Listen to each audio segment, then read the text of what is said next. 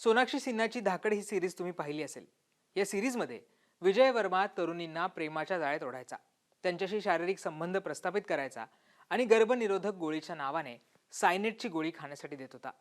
यामध्ये त्या तरुणींचा मृत्यू व्हायचा. ही सिरीज आठवण्याचं कारण म्हणजे बारामतीमधील एक घटना.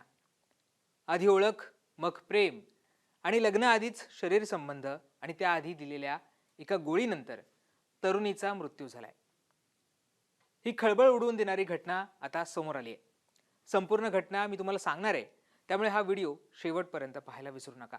बारामतीमध्ये एक 23 वर्षीय तरुणी लग्न ठरलेल्या तिच्या बॉयफ्रेंड सोबत बाहेर गेली होती.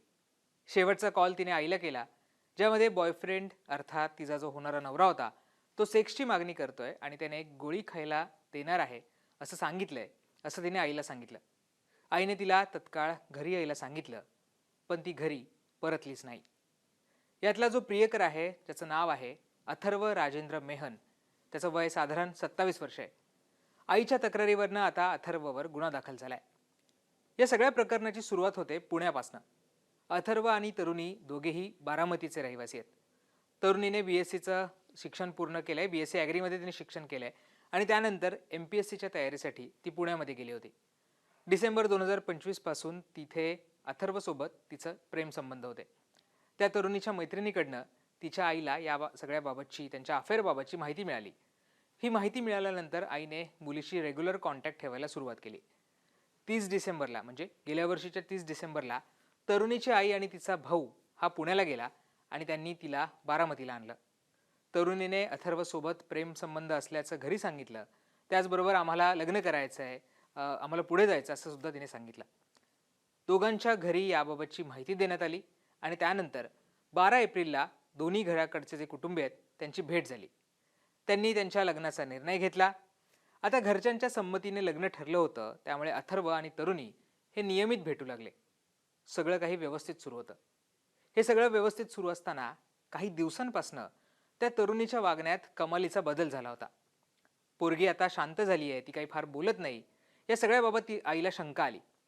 आईने तिच्या मैत्रिणीला या सगळ्याबद्दल विचारलं.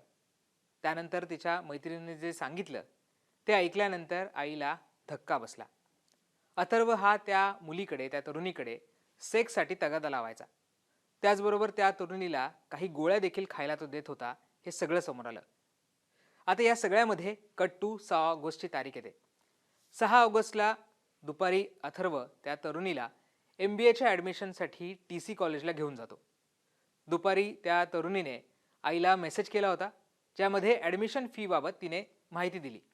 त्याचबरोबर अथर्वच्या आईला आणि मावशीला एका ठिकाणी आम्ही सोडण्यासाठी जातोय असं सुद्धा तिने सांगितलं होतं. मेसेजवर अर्थात हे सगळं बोलणं झालं होतं. आईने पोरीला व्हिडिओ कॉल केला तर ती अथर्वसोबत कारमध्ये बसल्याची तिला दिसली. संध्याकाळी आईने तिला फोन केला तर तिने काही फोन उचलला नाही. म्हणून आईने अथर्वच्या फोनवर तिला कॉल केला. त्यावेळी तिने सांगितलं की अथर्व तिला त्याच्या घरी घेऊन जाणार आहे, त्याला सेक्स करायचं आहे आणि तो तिला एक गोळी देणार असल्याचं सुद्धा तिने आईला फोनवर सांगितलं. आई हादरून गेली. आईने तिला लगेच घरी निघून यायला सांगितलं. रात्री 9ला तरुणीने आपण जेवण करत असल्याचं आईला सांगितलं होतं, मेसेज केला होता. त्यानंतर ती कुठलाच रिप्लाय करत नव्हती. रात्री 10ला अथर्वने त्या तरुणीचा फोन उचलला. आई फोन करत होती सारखी, तर तेव्हाच 10 वाजता अथर्वने तो फोन उचलला. तरुणीला चक्कर येते, तिला घेऊन मी आता येतोय असं त्याने सांगितलं. त्याआधी त्याने तिला 2 ते 3 हॉस्पिटलमध्ये नेलं होतं. रात्री साधारण 10:30च्या सुमारास जेव्हा आई एका हॉस्पिटलला पोहोचली तर तिची मुलगी ही स्ट्रेचरवर होती. तिचा मृत्यू झाल्याचं त्यावेळेस सांगण्यात आलं. हे समजताच आईच्या पायाखालची जमीन सरकली होती. मुलगी अथर्वसोबत गेली होती आणि तो तिला कुठली तरी गोळी देणार होता याची आईला माहिती होती. आईने थेट पोलीस स्टेशन गाठलं आणि या अथर्वच्या विरोधात तक्रार दिली आहे. तरुणीचा पोस्टमॉर्टम रिपोर्ट सुद्धा आता समोर आलाय आणि त्या आधारे पोलीस, जे बारामती पोलीस आहेत, ते पुढची कारवाई करतायत. खरं तर आजच्या काळात कोणावर विश्वास ठेवायचा हा सगळा प्रश्न यामुळे निर्माण झालाय. त्यामुळे सावध राहणं, अति सतर्क राहणं तितकंच गरजेचं आहे.